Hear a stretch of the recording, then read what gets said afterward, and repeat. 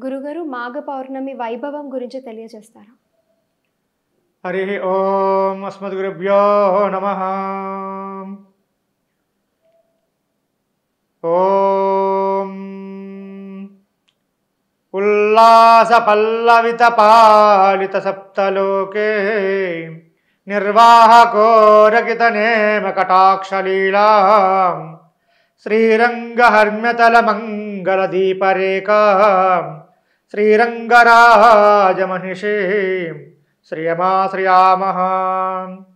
శ్రీవేంకటాచలాధీశం శ్రియాధ్యాశ్రితవక్షసం శ్రితచేతనమందారం శ్రీనివాసమహం భజే. ఓం నమో వెంకటేశాయ. మాఘ పౌర్ణమి, మాఘమాసంలో పౌర్ణమి తిథి విశిష్టత అనేటువంటిది. మానవుడు తన జీవితంలో ధన్యోహ గృహస్థాశ్రమ, తన జీవితంలో మానవుడిగా అవతరించిన సందర్భంలో బ్రహ్మచర్య ఆశ్రమం, 4 వర్ణాశ్రమ ధర్మాలు ఉన్నాయి. బ్రహ్మచర్యం, గృహస్థాశ్రమం, వానప్రస్థం, సన్యాసం. ఆ అడ్డాల్లో బిడ్డగా ఉన్నప్పుడు బాల్యావస్థ, కౌమార దశ, టీనేజ్, ఈ యొక్క సమస్యకి బ్రహ్మచర్య ఆశ్రమం. ఈ ఆశ్రమంలో ఉన్నప్పుడు మన తల్లిదండ్రులపైన ఆధారపడి జీవించాలి.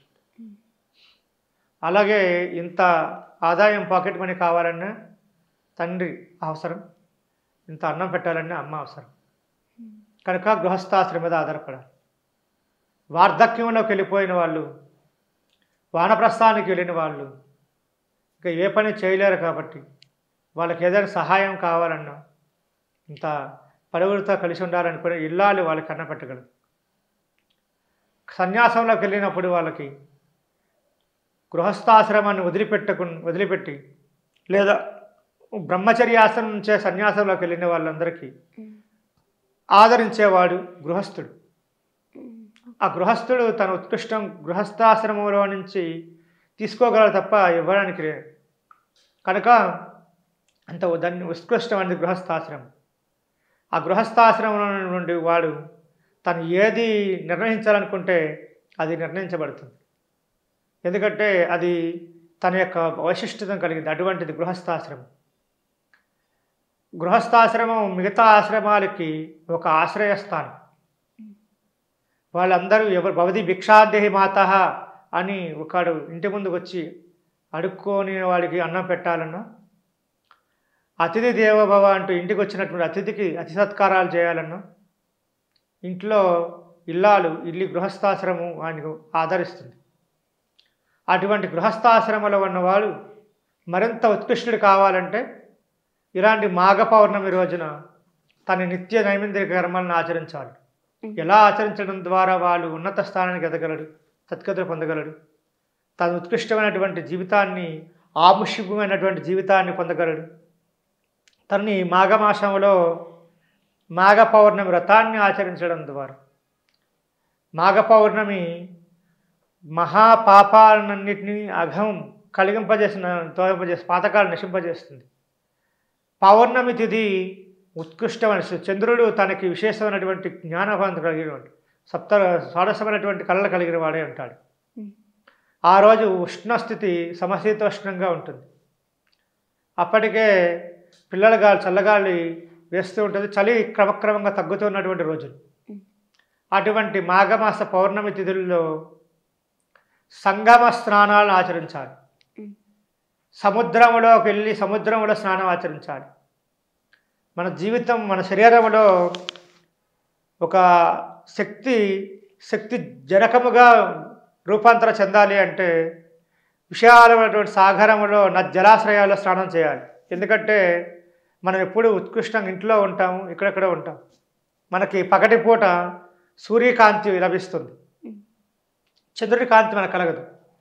ఇంట్లో నిద్రపోతుంటాం, అది జలాశయాల్లో పడుతుంది చంద్రుడి కాంతి. ఆ చంద్రుడి కాంతి పడినటువంటి జలాశయాల్లో మనం ఉదయాన్నే సూర్యోదయానికి ముందుగానే ప్రాతకాల సమయంలో స్నానం చేయడం వలన ఆ చంద్రకాంతి కూడా మన శరీరానికి సోకుతుంది. చంద్రుడి కాంతి పడేటువంటి వాసతులు ఎలా అయితే ఉజ్జీవితమై ఉంటాయో మన శరీరం కూడా ఆ చంద్రకాంతిని పొంది ఉజ్జీవితం కాగలం. సూర్యకాంతిని మనం పొందినట్లుగానే చంద్రకాంతి కూడా మన జీవితానికి అవసరం.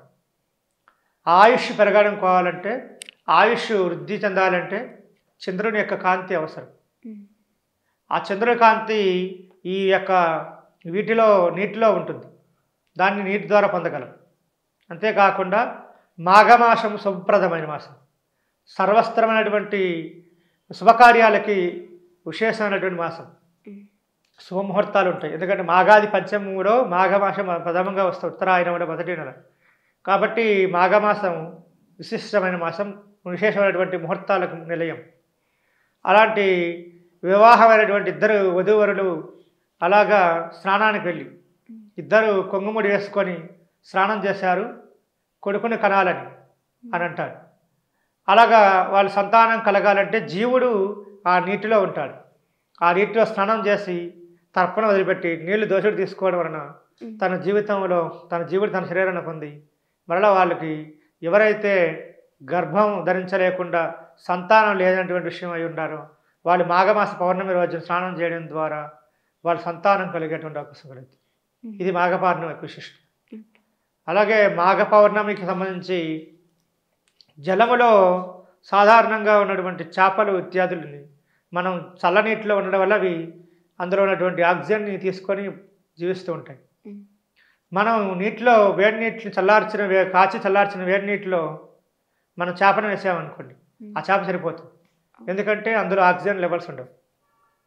కాబట్టి మనము వేడి నీళ్ళతో నిత్యం స్నానం చేస్తున్నప్పటికీ కూడా ఆ రోజున మాఘ పౌర్ణమి రోజున సూర్యోదయానికి ముందు పక్క ఇంటి బావిలో అయినా, దిగుడు బావిలో అయినా, లేదంటే పారుతున్న జలాశయాల్లో అయినా, లేదంటే సంగమ స్నానంలో అయినా ఆచరించడం విశిష్టత కలిగింది.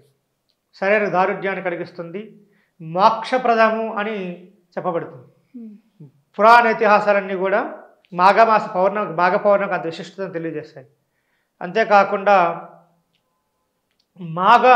మఘము కాలుడు కాలిపెడుతుంది. కాలుడు అంటే కాలచక్రము తిరుగుతూ ఉంటుంది. వీళ్ళు ఇంతవరకు చలికాలంలో ఉన్నారు. శరీరం ఒక్కసారిగా వేడిని తట్టుకోలేదు.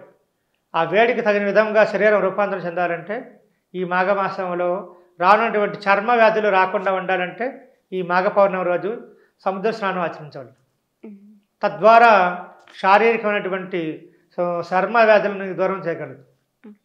అంతేకా మనస్సు తల ఉన్నతమైన చేసి నీళ్లు సముద్ర భాగం ఎలా అయితే భూభాగం కదా అధిక భాగం ఉంటుందో మన శరీరంలో కూడా నీటి శాతం ఎక్కువగా ఉంటుంది, 90% వరకు.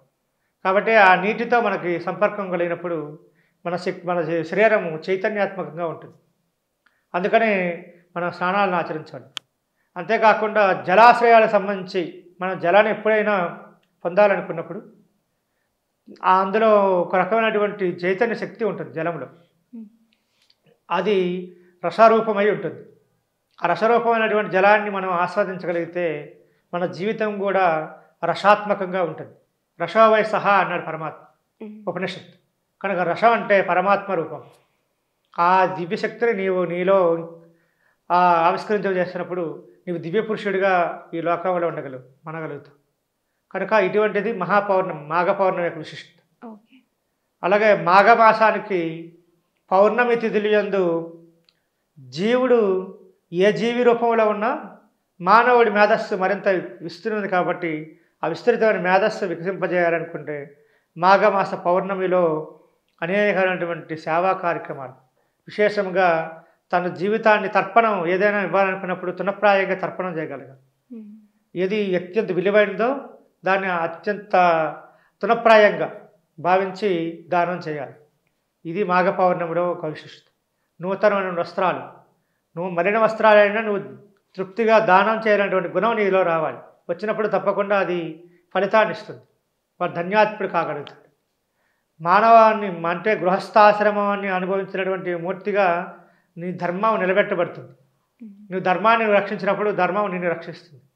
కాబట్టి మాఘ పౌర్ణమి ఆచరించి మీ దైనందిన జీవితాల్లో మాఘ పౌర్ణమి యొక్క విశిష్టతను తెలుసుకొని మీ యొక్క నిత్యకృత్యులను ఆచరించి గృహస్థాశ్రమాన్ని ధన్యుడై మీరు వర్ధింపాలి ప్రవర్తకులు కానీ శతవసంతాలు మీ యొక్క దాంపత్యం వర్ధిల్లినట్లుగా ఆ యొక్క మాఘ పౌర్ణమి అధిదేవత అయినటువంటి సూర్యనారాయణమూర్తి ఈ యొక్క కలియుగనాథుడైనటువంటి శ్రీనివాసుడు మిమ్మల్ని కటాక్షించిన గాక అని మంగళాశాసనం చేస్తూ హరి ఓం స్వస్తి.